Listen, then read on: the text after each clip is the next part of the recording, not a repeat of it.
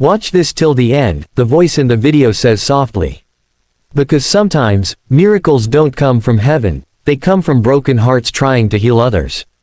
The story begins in a small-town courthouse where Judge Michael Reynolds was known for his iron heart and cold justice.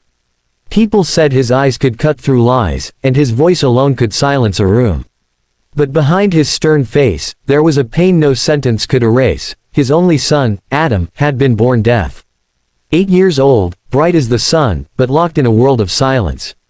Every morning, Michael would watch his son struggle to read lips, to laugh at jokes he couldn't hear, to mimic words he couldn't pronounce. He had spent millions on doctors, surgeries, and experimental treatments, but nothing worked. The sound of his son's voice was something he had never heard. And each night, that silence crushed him more than any criminal case ever could. Then one stormy evening, the judge's car broke down on a deserted road.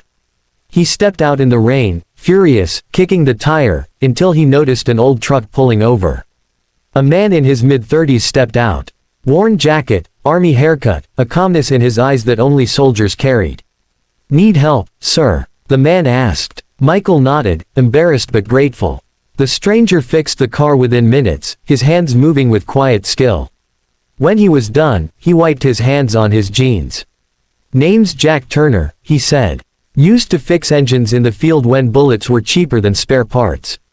Michael chuckled faintly for the first time in years. Something about the man's simplicity struck him.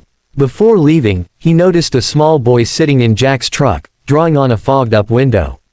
Michael waved. The boy smiled, and then signed something with his hands. "Your son's deaf?" Michael asked quietly. Jack nodded. "Born that way. Doctors said he'd never hear. But, he hears now." Michael froze. "What do you mean?" Jack smiled faintly. "Let's just say, I refused to believe in never." Days later, curiosity got the best of the judge. He invited Jack and his son, Sam, to his house. That night changed everything. Adam and Sam sat together on the living room floor, communicating through signs, laughter, and warmth that transcended silence. Michael watched, stunned at how freely his son smiled with this stranger's boy. But what stunned him more was Jack's story. After returning from war, Jack had lost everything: his wife, his home, his hearing for a time due to an explosion. When he regained partial hearing after months of rehab, his newborn son was diagnosed as permanently deaf. Jack refused to accept it. He spent years studying sound therapy, vibration technology, even building strange homemade devices. People mocked him, called him delusional. But he didn't stop. "I didn't have money," Jack said, his voice rough with emotion. "But I had time. And love. I started small, teaching him to feel sound instead of hear it. Through vibrations, lights, touch. The brain's an amazing thing, sir. It learns. It adapts. It remembers." Michael listened, his heart breaking open. "And now," Jack smiled, "now, he hears my voice, even when I whisper." That night, Adam couldn't sleep. He told his father, in sign language, that he wanted to feel sound too. Michael promised he would ask Jack for help. So, the very next morning, Jack arrived at the judge's home with a small box of wires, pads, and old speakers. "It's not magic," he said, connecting everything to a tablet. "But it's hope." He explained his technique, an experimental therapy that retrained the brain using vibrations, light pulses, and tactile feedback. The judge didn't fully understand, but he trusted him. What else could a desperate father do? Days turned into weeks. Every day, Jack worked with Adam, teaching him to feel music through his fingertips, to sense rhythm through his chest, to associate colors and light with sound frequencies. Michael watched silently as his son's world began to shift, first with laughter, then with tears, then with wonder. One afternoon, Jack turned on a simple melody and gently placed Adam's hands over the speaker. "Close your eyes," Jack said softly. "Now feel it. That's your heartbeat in music." Adam smiled, then gasped.